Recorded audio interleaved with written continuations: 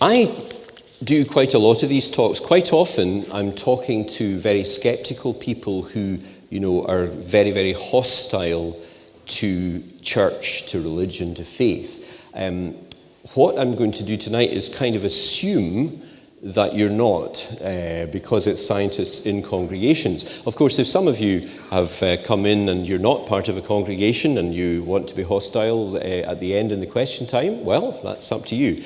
But basically, I'm pitching this as the interplay, the interface between Christianity and science.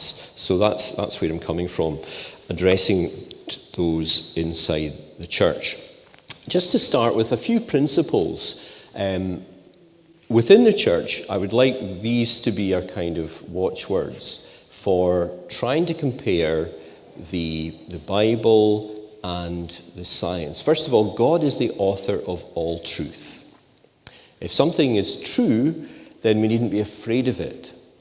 God is the author of all truth, whether that's the truth that he reveals of himself in Scripture, or the truth that he reveals of himself in the natural world. It's sometimes been said there are two books of Revelation. There's the general revelation of the natural world, the stars, everything, and then there's the special revelation of the Scriptures. God's the author of both.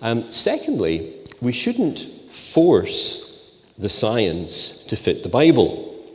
In the smaller writing underneath, it says we shouldn't force the data provided by science to fit a particular interpretation of the Bible. Okay? We shouldn't do that because our interpretation may be wrong. Sometimes interpretations have been wrong and have been shown to be wrong in the past. Before Copernicus, for example, people thought the earth was at the center of the universe. And that proved not to be so.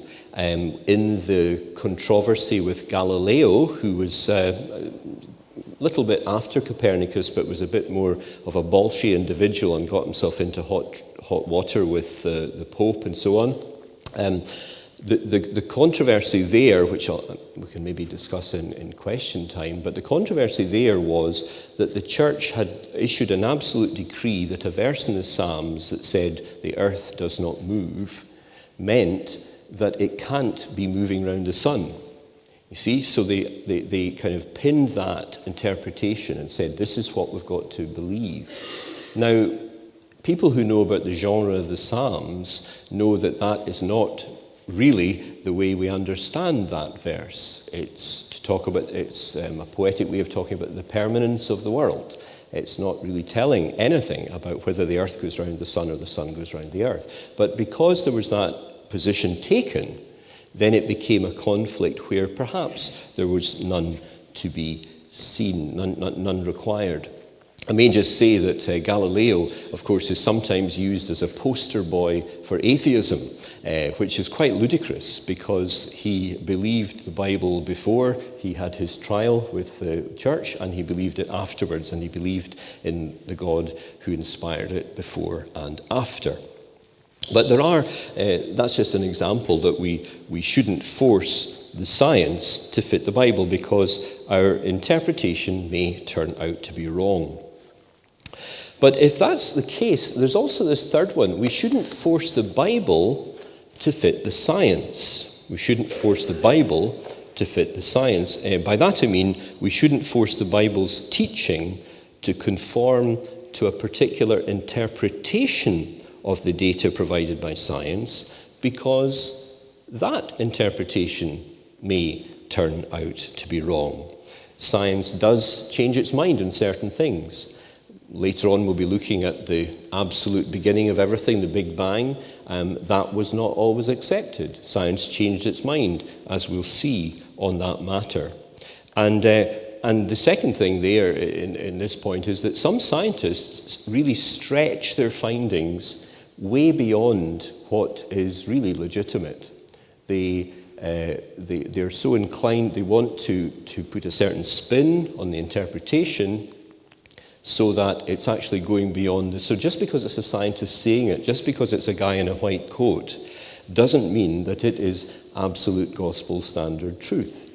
We shouldn't force the Bible to fit the science because the interpretation of the data may turn out to be wrong as well. So that's the kind of framework that I've adopted here just as an introduction. Got a diagram here to look at the relation. This is, those of you that were at school in a certain time will know this is a Venn diagram. I don't know if they still have Venn diagrams in school, but this is what we have. And it's to show really there's three fields of knowledge that I'm going to speak about. There's the science, investigating the natural world, there's philosophy, and there's theology. And most people would say that they're completely separate fields. Most people would say that. And in fact, some would say that, some scientists would say that theology isn't a proper field of investigation at all, because it's discussing something that doesn't exist. You know, God doesn't exist, that kind of thing.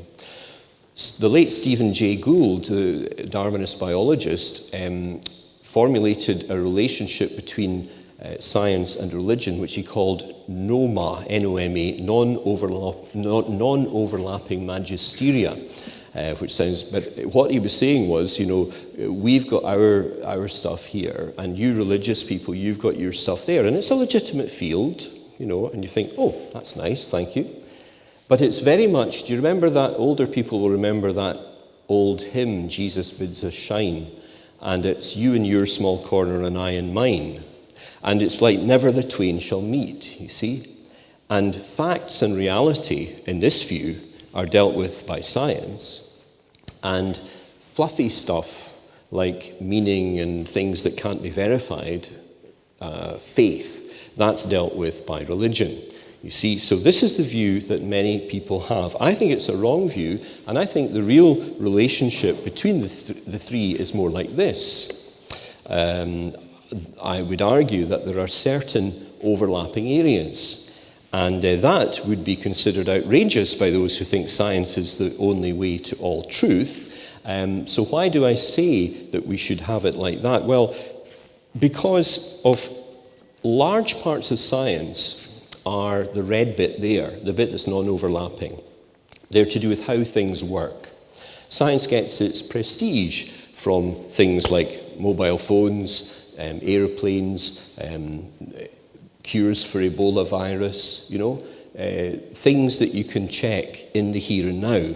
And science gets its authority in our society today largely from that type of thing. And there are no great philosophical or theological implications for those kinds of things. Obviously, the way you use your technology is an ethical issue, but the issue itself is not a theological one. But if you go to the center there, to the overlap, how things came to be, then things are rather different, because when it comes to the very beginning of everything, then the physicists tell us that the laws of physics do not apply in the first instant of the universe's existence. So if the laws of physics don't apply in that little period, then that isn't just a scientific question we're talking about. It means that there are a whole lot of assumptions about what was going on there. If the laws of physics don't apply, then that means that science has come to the view that there was at least one moment when what was happening was not purely explicable by the laws of physics today. And the second thing we might say is that there are certain parts of science which, we can't reproduce an experiment to start the universe up. How do we define science? There's actually no great consensus on that, which is quite surprising when you think about it. But biologists, philosopher of biology, Michael Roos, had a definition of science that it dealt with the measurable and the repeatable. And that sounds very good. You think, yeah, that's what scientists do. They measure things, they repeat them and check them. But if that definition is accepted, then cosmology is not part of science, because you can't repeat what it investigates. So the whole thing is a lot more interesting and a lot more nuanced than most people think. And when you're dealing with an absolute beginning, then I would argue that theology and philosophy have got something to say, equally valid to what science says. When I was at St Andrews, as I said, an awful long time ago, but the really seriously brainy people did a joint honours in metaphysics and theoretical physics. And I didn't quite know what that meant, but I discovered that, theoretical physics was kind of extreme science and metaphysics was extreme humanities, and they sort of met round the back somewhere. Because if you're doing theoretical physics, it does bring in philosophy. It does bring in metaphysics as well. So I think we need to bear this in mind when we look at this whole topic. I've got a pair of glasses there. A worldview is like the lenses through which we view the world. I used to work in a lab, and I had to send some invoices away. You had these yellow and blue copies that you used to get before things were electric, and I had to send the I think it was the blue one up to head office, and one time I sent the yellow one by mistake and I got a little phone call. So I made a couple of blue spectacles out of some old lab equipment and sent them up, and the girl took it in good heart anyway. But we view the world through spectacles. Christians view it through faith spectacles, that God is part of reality. Those who deny the existence of God also view everything through spectacles, different ones. They often don't acknowledge that they have them, but as I said to David at the beginning, when if it's a question of faith, you need an awful lot of faith to think that matter is all there is. But that's something we'll come on to shortly. Well, just to divert things a little bit, it's the middle of winter, and I thought it'd be nice to put some nice pictures of flowers up. And the reason I put that up is that when I started at St Andrews, I did my first encounter with university science was a botany course. And this is what most people think of as botany. But in fact, it's all kinds of stuff like investigations of genetics, and you can see the ATP cycle, bits of biochemistry and whatnot. And during that course, I was told something by the lecturer which surprised me very much. And it was this here. He said, avoid teleology because it makes bad science. Now, because I was a fairly normal 18-year-old, I didn't know what teleology meant, and there was no Google in those days, but I went home and I looked it up in a dictionary. And I remember being very surprised. And I was very surprised because the lecturer was an evangelical Christian and a leader in his local church. And I remember thinking, why would a Christian want to deny purpose and design? Because that's what teleology means. It means that there's a purpose, there's a design in things. And we're told to avoid teleology because it makes bad science. Well, I later found out why that advice was given, and it's to do with Darwin's blind watchmaker thesis as popularised by Richard Dawkins, and so we'll come onto that a little bit later. But I guess this has kind of governed my own thinking on the matter quite a bit, because I think it's counterintuitive for a Christian to want to deny purpose and design. Just there, that's my terribly interesting PhD thesis, and I looked down the microscope at these pollen grains. Number 1's a birch, number 2, the one that looks like a pair of headphones, is a pine, and number 3, the collapsed football, is a grass. So by counting these kinds of things, you can build up a picture here, which I have. It's a core going down. The left-hand scale is about 4 meters, and you've got just the percentages of the different pollens. So you've got a lot of grass at the bottom, and then as it gets warmer after the Ice Age, you get a little peak of birch. You see that, the bottom right there? And then different trees come in. So that was how I got into more research science. And then afterwards in Wales, this was the topic I did, acidification, and wrote several papers. So my last published one was just over 20 years ago. Then I was, as I mentioned to David, a technical advisor in policy in this building here, which was newly opened during my time. And then, oh yes, not forgetting New College and divinity training. So after 10 happy years in the parish, I came to my current post where I guess I've got the two strands of my education coming together. So that may explain why it is that I'm interested in science in congregations. Well, just the structure of what we'll say today. First of all, going to look at the scope of science and the history of science. That's going to be the framework of what we're looking at. And the second one, looking at evidence of origins, and that's going to be looking up at the starry sky, cosmology. And then finally, evidence and origins, the second one, peering down at the living cell. Going back to that one there then, just to remind ourselves that this is a kind of worldview matter.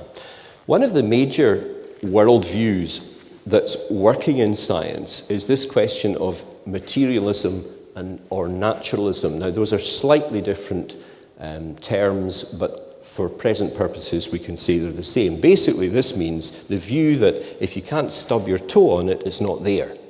See?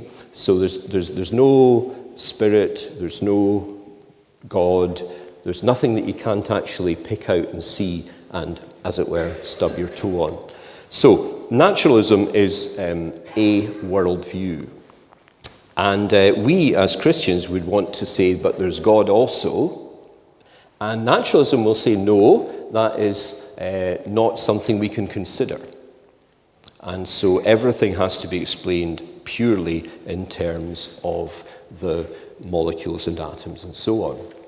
And you could even do what I call the materialist creed, because it's not just saying we want to look at certain things in the lab to measure. It's saying that is all there is. So in the beginning were the particles, and the particles became complex living stuff, and the complex living stuff became aware, and the living stuff conceived of God. So this kind of hard materialism is really quite influential in certain branches of science. And it means, of course, that we've got to be especially careful about distinguishing what I said earlier between the data of science, the findings, and the interpretation placed on them. Because what happens is some individuals, prominent often in TV programs and things, will take the authority of science and will use it to advance this agenda, which is essentially an atheist agenda. And the worldview, again, is not always acknowledged. So if we come along and think, okay, we're Christians, we're church, the heavens declare the glory of God, and the skies proclaim the work of his hands, I want to know, is that true? Not just true for me, not just like a nice poetic thing to say, but is it in fact true? What was shown at the very beginning was a video that was just uploaded from the Hubble telescope last week by NASA. And we'll watch it again at the end with the lights down so you can see it better. But it was just to give you a flavour. It's a detailed look at a very small part of the Andromeda galaxy, which is the nearest galaxy to our galaxy. But that galaxy is got, probably hundreds of billions of stars in it, as does our own galaxy. But our galaxy and that galaxy that we saw a picture of are 2 out of over 100 billion other galaxies. So we've got hundreds of billions, just to see the scale of what we're talking about. We've got hundreds of billions of stars in each galaxy, and then hundreds of billions of galaxies. So it's absolutely vast in a way that the writer of the psalm didn't quite grasp, but we now can. Well, coming into this area then, we have, I think this is how the relation's usually portrayed. David, in his opening questions to me, kind of went along these lines, and it's very true. Most people think this is the way it is, that faith, or religion, and science are in a fight to the death, And by the way, do you see which of the two figures has got his leg wrapped around his other leg and is going for a fall? It's faith, and so science, according to this view, is about to deal the knockout blow. So this model then of a conflict between science and faith, but is it true? Is there a conflict between science and faith? Well, we certainly have people, prominent book writers, who say that there is. We've got Daniel Dennett and Sam Harris, Richard Dawkins, of course, and the late Christopher Hitchens, all of whom promote this view, that there's a conflict between superstition and reason, between religion and science, and the sooner that science wins out against religion, the better. They're called the new atheists, but many of their arguments are quite like old atheists. So, but is there really a clear case of conflict? Well, it's not quite so simple. If we look back in the history of science, we can see that this sums up, it's a saying actually by C.S. Lewis, but he was summing up the thesis known as the Whitehead thesis, which is that men became scientific because they expected law in nature. And they expected law in nature because they believed in a lawgiver. The point being that not only were a lot of the early discoveries made by people who were Christians, but that was the motivation for them doing their science. They believed in a lawgiver, so they therefore thought that there were laws out there to be discovered. See? So it was very much part of things. So when we look at the list of them, it's quite, start first of all with Isaac Newton. The most beautiful system of the sun, planets and comets could only proceed from the counsel and dominion of an intelligent and powerful being. This being covers all things. Now, interestingly, this is the man who discovered, of course, explained gravity. But he didn't say, oh, now that I've discovered gravity, I can dispense with God. He said, now that I've discovered gravity, I understand God's ways even more. So it's not a kind of anti-scientific thing. And when we look at this long list here, we've got a real who's who of scientific discovery through the ages. Kepler, Pascal, Boyle. Remember Boyle's law at school, chemistry. Newton then and Faraday. Babbage, computers, Mendel, genetics, Pasteur, and then coming home to Scotland at the end, Lord Kelvin and James Clerk Maxwell.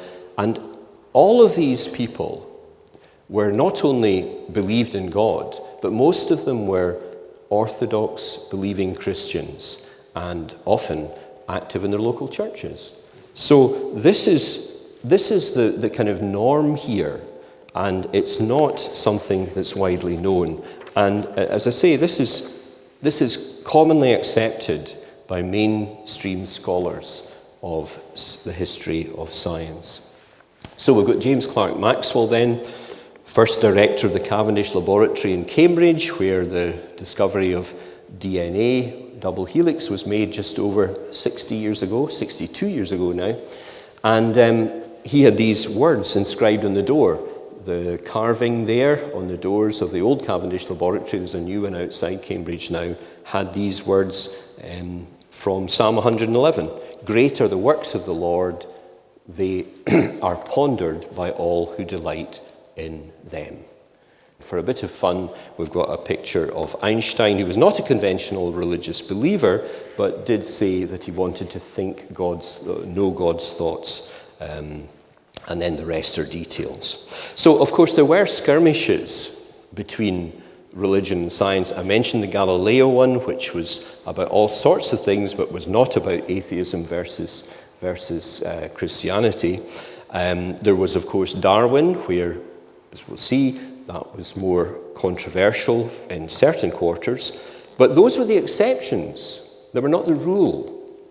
And I think it would be great if there was a greater understanding amongst our church-going public, amongst our public generally, that this is the way it was. So how come then this is not reflected in most of the debate between science and religion? Well, I think it's because of something I call scientific overreach. It's where science morphs into something different called scientism. And scientism is simply this. It's not science as such. It's the view that science is the only way to truth. So only science can tell you why we're here. Only science can tell you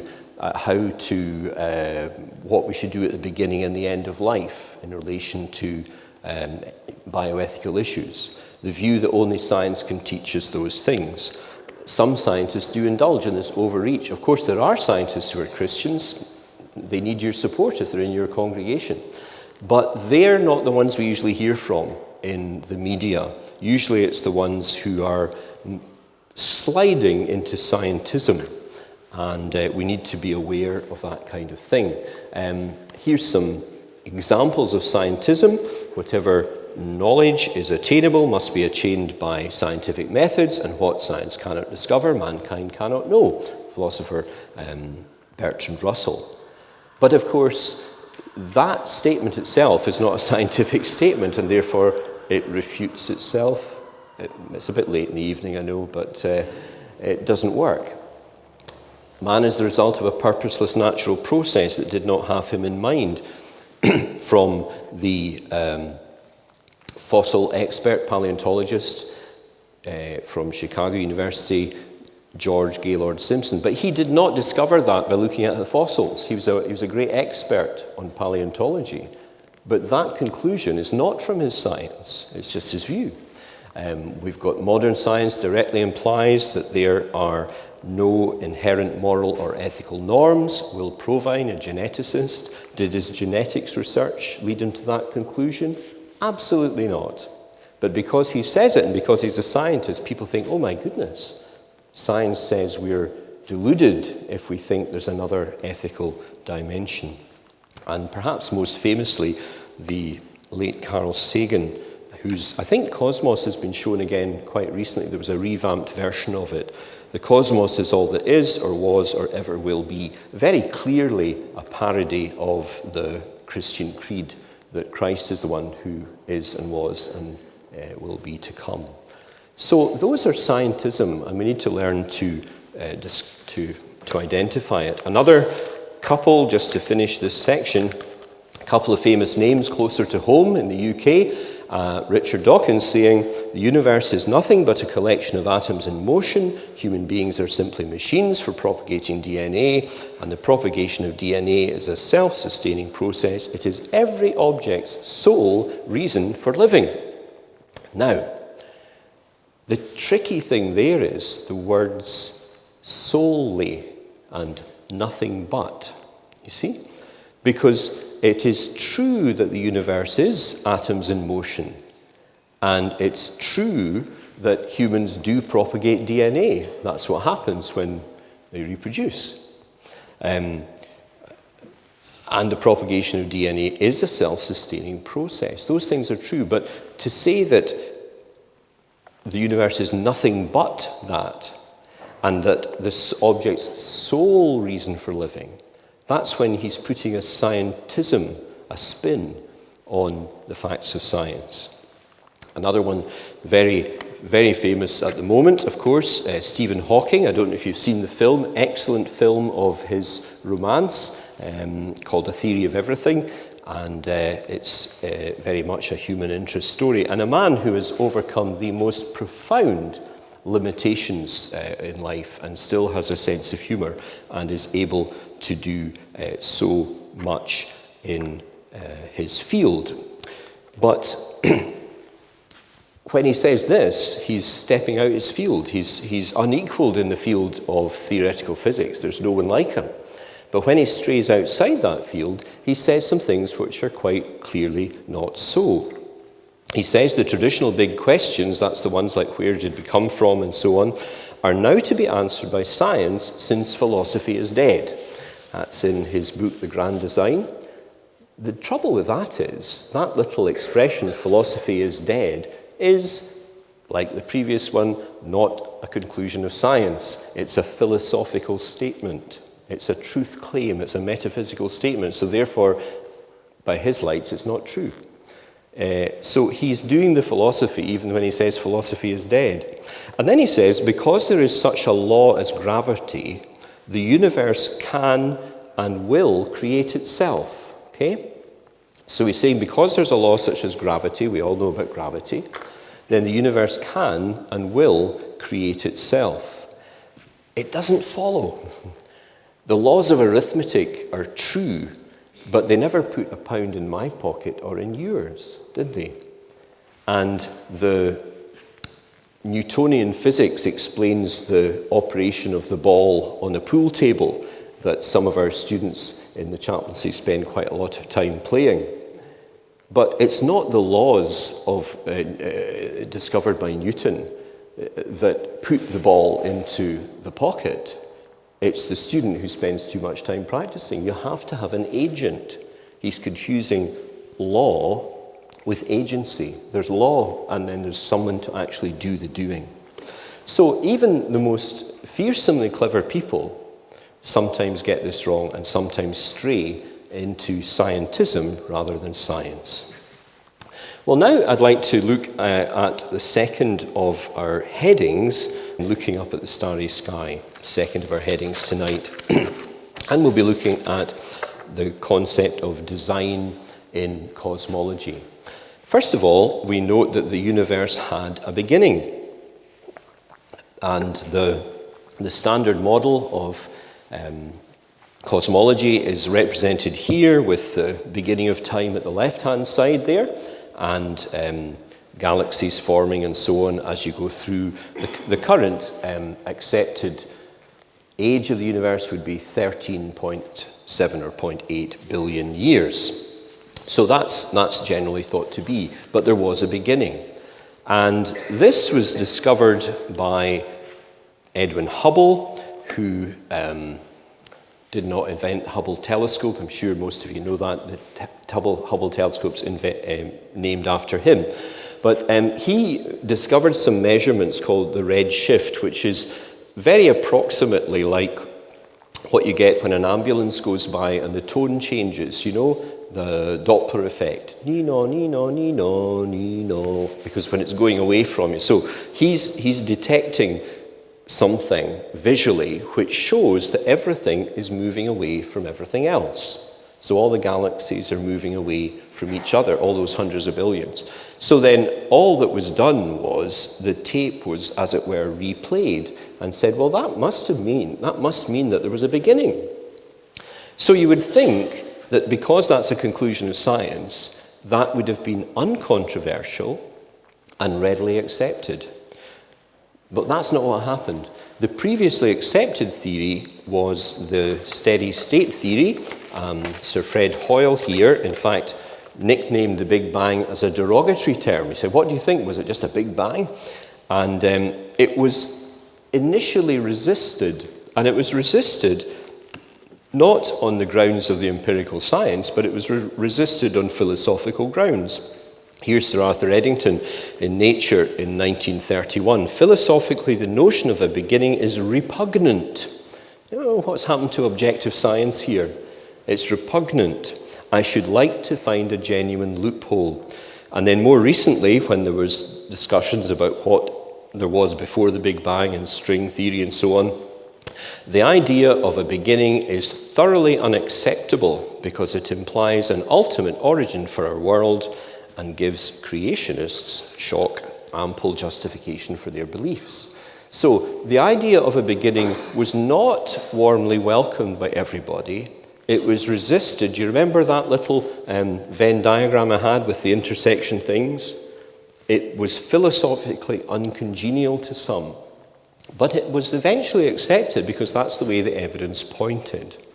And that point about following the evidence where it leads is something we'll come back to later. Well, that's the question of a beginning. We'll look now at the question of fine-tuning the anthropic principle. Details of nature's laws must be precisely just as they are for human life to exist at all. And physicist Paul Davies has written a book called The Goldilocks Enigma, Penguin Books, fairly readily understandable. And it's called The Goldilocks Enigma because, you know, the three bears and the porridge and whether it's too hot or it's just right in the fairy tale. And this is why he calls it the Goldilocks enigma, because everything in the universe, all the constants, are just right for life to exist. This is a bit of fun called a universe-creating machine, and it's just to show you that down the bottom left there you can see gravity. That's a knob. Well, we do know about gravity, and we know it's got a certain value, and we can measure that. And there's all sorts, if you're not a physicist, just to say there's all sorts of other forces as well as gravity. So gravity's not the only one. But the degree of fine-tuning here is simply staggering. The values that they have got to be exactly as they are for any solid matter to exist. So, for example, if the one on the bottom right there, the electromagnetic force constant, which is important for the cohesion of matter, the ratio between that and gravity, okay, if the ratio is changed, not by 1 in a million, but by 1 part in 10 to the power 40. So instead of 6 nothings, that would be changing it by 1 in a million, changing it in 1 part in 10 to the power 40. If it was changed then either down or up, then the universe wouldn't exist. If it was changed upwards, you would only get small stars. If it was changed downwards by that tiny, tiny, tiny, tiny, tiny amount, you would only get large stars. And for the universe to exist, you need both. You need large stars to generate elements, and you need small stars to have planets with life on them. And so, seems absolutely incredible, the degree of fine-tuning. And then we get Sir Fred Hoyle back again saying, a common sense interpretation of the data. This is a man who's not a believer in God at all. A common sense interpretation of the data suggests that a super intellect has monkeyed with physics as well as with chemistry and biology, which is a quote I just love. Because he's honest. He said he wasn't expecting that. He's not trying to force the data into a god-like form. This is just an honest man having a look at the data. Some people say that, well, of course there's really billions and billions of other universes and our one just happens by chance to look the way it does. That doesn't really help, because if there are billions and billions of others, who made them? And can we really say anything about these alleged other universes? It seems to me to be diverting attention from the one that we can see. And that's the one that we should be looking at as scientists. Well, coming to the third part then, the evidence of origins 2 and peering down at the living cell. So, peering down at the living cell, design in biology, and I've put question mark there. I didn't put question mark for the cosmology, but I put question mark here because this is much, much more controversial. You would think if the design argument worked in cosmology, maybe it would work in biology too, but that's not the way it works, and it's because of this summed up by Dawkins here. The biology he defines as the study of complicated things that give the appearance of having been designed for a purpose. And the point is that it's just an appearance, see, that there's a mimicking mechanism which called the blind watchmaker.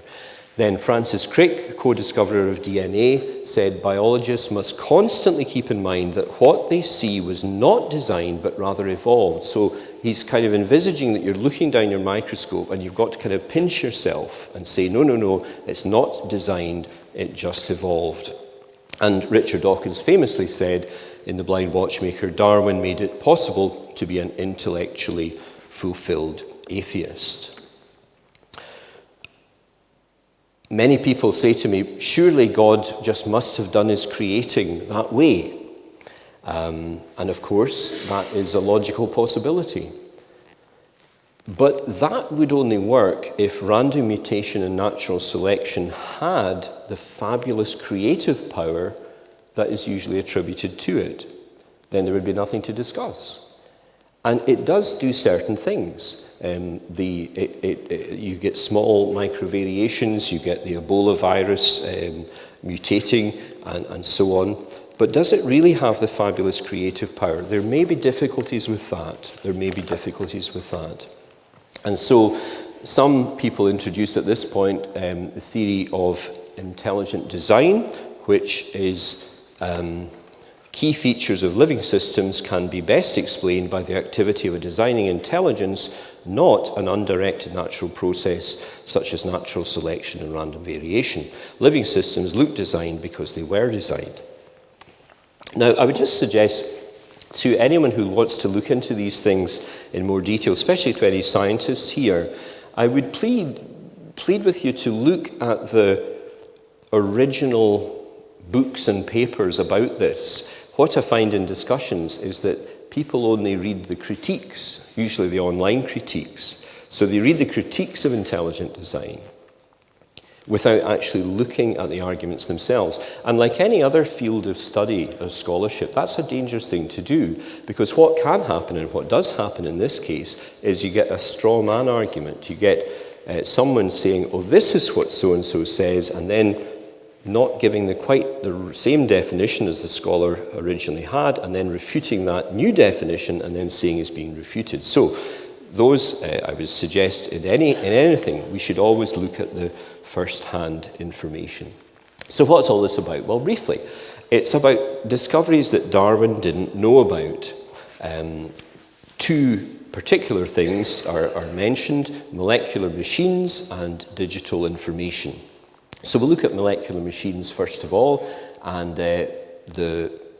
this man here, Michael Behe, a biochemist, has written this book, Darwin's Black Box, which I'll explain very briefly. Just to say again, the second edition of his book, which came out about 9 years ago, has got a very full reply to his many critics. I think it's persuasive, others may not agree. He takes as a starting point Darwin's claim here: if it could be demonstrated that any complex organ exists which could not possibly have been formed by numerous successive small variations, my theory would absolutely break down. So Darwin is saying that his theory is falsifiable if we got something that is not formed in this way. And so what Michael Behe did was he took the example of the bacterial flagellar motor, which is a small, like on an E. coli, it's a little propeller really, and when he looked at it and the photomicrographs of it, he said that's like an outboard engine. Now, his argument is that you can't get the thing working unless it's all in place, right? So there's about 30 odd proteins, they've each got different functions, and if you don't have them all there in the beginning, then it doesn't work. So how could that have built up step by step? And he used this maybe silly example, I don't know, of a mousetrap, saying if you take one of the bits of a mousetrap away, how many mice does it catch? Of course, the answer is none. It doesn't catch 80% of mice or whatever. But the point is that this idea that you can't do it step by step, this has been criticized, and people say, oh, you get this 2 or 3 little groups of proteins doing something, therefore he's been refuted. But you would have to have 30 working and 29 working and 28 working and 27 working, and that's certainly not been shown. But the second area that is, I think, a much more powerful argument is the question of digital information and the origin of information. Here's a picture. It's not of the Tay Bridge, it's of the Forth Bridge. And just to compare, it seems just like a total coincidence, of course, the patterns. And does that mean I'm about to say, oh, well, the DNA helix looks complicated, therefore it couldn't have evolved? No, it's not what I'm saying. I'm saying that the first one we recognize is designed. The second one is not just something like a complex snowflake, it's something which is an encoding and decoding system. That's what DNA is. It's basically software that drives the cell. Now, on the question of information, patterns are purely the result of matter and energy, so that would be things like stalactites, snowflakes, but design is information has an input. There's a Chinese character. It means something more than just the colors and so on. It actually means something. And language is matter, energy, and will, and that's where the Chinese character comes in there. Language and information have to be transmitted and received. They have to have an alphabet, grammar, meaning, and intent. And the DNA double helix has got all these things. It's basically the information that drives the machine of the cell. So DNA then is an encoding and decoding system which, just try and explain, it represents more than itself. The things in the left-hand bottom box, you can get all of those by chance and natural law. You can get snowflakes, you can get stalactites, all these things, weather systems. But you can't get information from those, and DNA has information. And this is acknowledged, by Richard Dawkins. The machine code of the genes is uncannily computer-like. Apart from differences in jargon, the pages of a molecular biology journal might be interchanged with those of a computer engineering journal, which is great, but then we know that computing engineering journals don't write themselves. Or we could take Bill Gates' word for it, the most authoritative gentleman in the Western Hemisphere, perhaps, I don't know, who said DNA is like a computer program, but far, far more advanced than anything we've ever created. Now, we know that computer programs don't write themselves. As I say to students, your assignments don't write themselves. They can be encoded in paper and ink, or they can be on a memory stick, but they come from your mind. And when it comes to the 4 chemicals which hold the information in DNA, it's the very same. We know I think you download computer games directly now, but when I was a hard-pressed dad buying them for my teenage sons, it was always £40 for a CD for a game. And you think, well, that's just a wee bit of plastic. How does that cost so much? Well, it costs so much because you're not paying for the wee bit of plastic. You're paying for all the army of programmers from Abertay University who are doing all that kind of thing. And it's the same. We know that information does not arise just randomly. It doesn't arise from natural laws. It has to be put there by a mind. If you look just at anything printed, the printed sheet you have about your feedback sheet, you cannot get the meaning of that text from the physics and chemistry of the paper and ink. Have a look at the bit of paper. The physics and chemistry of paper and ink will not give you that, in that it has to come from the mind of the person who wrote it. And this is sometimes criticised as a God of the gaps argument. That was something that Dietrich Bonhoeffer coined, that expression, and it was to do with, he said, when science makes discoveries, and if you've previously said God did it, then when you find out how it was done, then God has to retreat. So we shouldn't say that, that something we don't understand is God doing it, because then we might have to eat our words. This is not that kind of argument, because this is based not on lack of knowledge, but on more knowledge. And there's much, much more that could be said about that. Is it persuasive, this kind of thing? Well, it was persuasive to this man, who was, after Bertrand Russell, the most prominent atheist philosopher in the country. And just over 10 years ago, he created worldwide headlines when he said he changed his mind about the existence of a divine creator. And the reason was on the basis of what I've just shown you about the DNA information. And he said this: all my life, I've taught my students to follow the example of Socrates and follow the evidence where it leads. And that's all I'm doing, he said. And that has led me to doubt my atheism and to believe that there's a creator. And then this little book came out. Instead of being called There Is No God, it is in fact called There Is a God. Well, just to pull some of this together, where does this leave us in looking at the question of ultimate origins and God and science? Let's think what we have in the book of Genesis. Now, you'll have realised that I'm not advocating a literal 6 days. People can believe that, but it's difficult to reconcile that with science as currently understood. But what Genesis does do, surely, is to give us a phased or staged creation. So first of all, you've got creation of something from nothing, matter. And then you've got, in different phases, life coming in, vegetable life, animal life, and then you've got humans.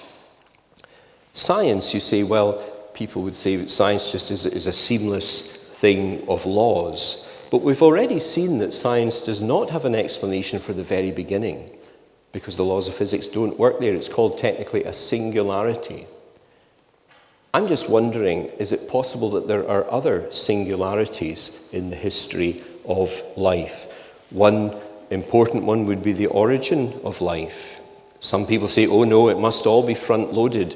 All the laws were in place and it all just kind of unwound from that very, very first moment of the universe without any intervention or anything else. That would be fine if there was a good theory for the origin of life, but there isn't. Nobody knows how life started. And then folks say, oh, well, maybe if we just try a little bit harder, let's not do God of the gaps. Let's not say God did it in case we need to eat our words. But there's a conceptual problem about getting that information from non-information, of getting life from non-life. Maybe it's just not doable. If there's design in cosmology, design in the stars, which is a lot less controversial, then maybe there's design in the living world as well. Certainly something to think about. Just closing with a couple of Bible verses. This from Romans 1. People suppress the truth about what, well, we'll see. Since what may be known about God is plain to them, because God has made it plain to them. How has he done that? Well, since the creation of the world, God's invisible qualities, his eternal power and divine nature have been clearly seen, be understood from what has been made, so that people are without excuse. So his idea is that it's out there, but people are holding it down because they don't want to believe in God. And then the final verse, taking us back to where we came from, I started at the beginning, the heavens declare the glory of God. Now, we can imagine this was penned by David. Maybe once he'd become king and had time to write poems, but he was thinking back to, as a young lad, out there in the hills of Judea and looking up at the stars like we can do and thinking, wow, the glory of God. And the great thing is this, we've learned so much more, and we'll see again shortly, than David ever could see or could know. We've learned so much more. And the more that we've learned, the more that looks to be true. The more wonder there is. So it's not a case of the more science we do that the wonder gets less. But the more that's discovered, the greater the wonder in what God has left in the natural world of his glory. Thank you very much for listening.